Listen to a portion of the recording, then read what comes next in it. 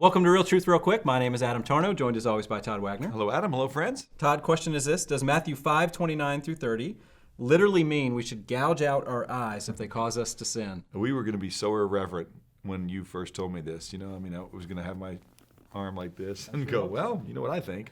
But no, it doesn't. That's right. Right? And so this is so important because you want to interpret the Bible not literally. You want to interpret the Bible correctly. Yes. And there are times when you have different forms of speech that you want to make sure that you don't go do exactly what it says, because that would be an incorrect application of the literal meaning of the text. That's right. Right? So here we have a form of speech which we believe is hyperbolic, which is Jesus speaking in strong, exaggerated terms for the purpose of making a point. Yes. This comes right after where he just got through talking about just Jesus' intention with the law. The law is a really serious thing. You want to make sure you fulfill it.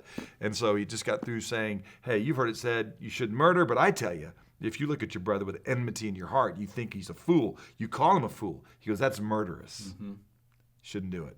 And then he says, listen, you've heard it said you shouldn't commit adultery, but I say to you, if you look at a woman with lust in your heart, that you've committed adultery. And so like all of a sudden everybody's like, wow, whoa. Okay, so I haven't literally slept with a woman that's not my wife being married, or I haven't literally killed somebody, but Jesus just said I'm a violator, that one of the big 10. Mm-hmm. And then he just comes back and he says, that's right, and you guys need to understand the righteousness of God. That's the entire purpose of the Sermon on the Mount. Yeah.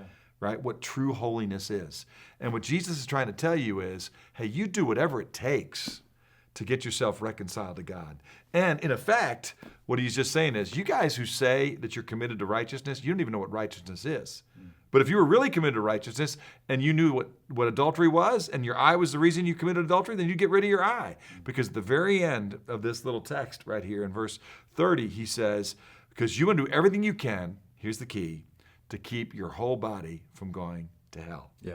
Okay? Adam, you're not going to go to heaven if you cut your hand off or pluck your eyes out because you know that you're an adulterer, right? You go to heaven because you understand that unless God in His grace makes provision for you through the perfect provision of His glorious Son on a cross for you, that God made Him who knew no sin to become sin on your behalf, that you might become the righteousness of God in Him, until you understand that the wages of your sin is death and you have no hope apart from Christ, I don't care what you do in terms of what's called asceticism or self-flagellation. That's not going to get you to heaven. Here's why. Okay, in Mark chapter 7, there's another conversation going on. Let me just kind of read some of these passages to you right here in Mark 7. Start in verse 20, Jesus talking, and he says, look, the problem is not what you're doing. The problem is who you are, right? Sin that proceeds out of a man, that's what defiles the man. It's not what he does. He does what he does because of who he is. He says in verse 21, for from within, out of the heart of men, that's where evil comes.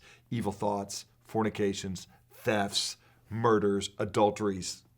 That's what the scripture says in Mark chapter 7 is the problem, right? Deeds of coveting and wickedness, deceit, all that. He just goes through. Watch, here's the key. Verse 23. All these things proceed from within, and they defile a man. So you can pluck out your eye, you can cut off your hand, you can beat yourself on the back until you bleed, and that's not going to make you righteous in God's eyes. Right. All right? There is none that does good. There is none that pursues righteousness, it's the psalmist says, and Paul quotes in Romans chapter 3. And the wages of our sin is death. So here's the hope, right? That God made Him who knew no sin to be sin on our behalf, that we might become the righteousness of God in Him.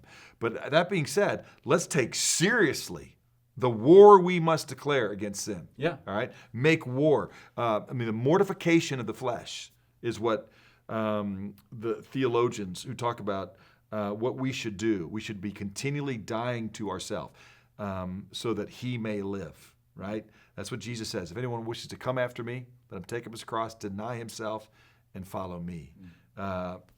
What Jesus is doing there is hyperbolically, though, saying, if you could get to heaven by plucking your eye out, it'd be worth it. Yeah. But that's not what's going to do it, because sin comes from within. Yes. So, no, you should not literally cut your eyes out, but I'll tell you what, you should cut your eyes away from things that make you lust. Yes. Okay? Job talks about that, right? He says, I've made a covenant with my eyes that I may not sin against the Lord. So, be careful, little eyes, what you see. Be careful, little hands, what they're doing in every which way. The life which you now live in the flesh with your eyes and with your hands, live by faith, Paul says in Galatians chapter 2, verse 20, that the love of God might make itself manifest and known through you. But man, praise God that we don't get to heaven by chopping off the things that cause us trouble, or we'd have to pluck our own heart out. Yeah. Okay? And that's not what Jesus has us do. He has us give our heart to him and receive his grace. I like that. Really good answer, Todd. Thank you so much. Be sure to look at those show notes for other helpful resources. Thank you so much for watching, and we'll talk to you again next week. Hey friends, thanks for watching that episode of Real Truth Real Quick, where I try and give answers to life, leadership, and the world we live in. We love doing this because it's a great way to push forward biblical truth and equip the saints. Hey, do us a favor and subscribe to our channel, which you can do by hitting up YouTube or just hit the link in the show notes below.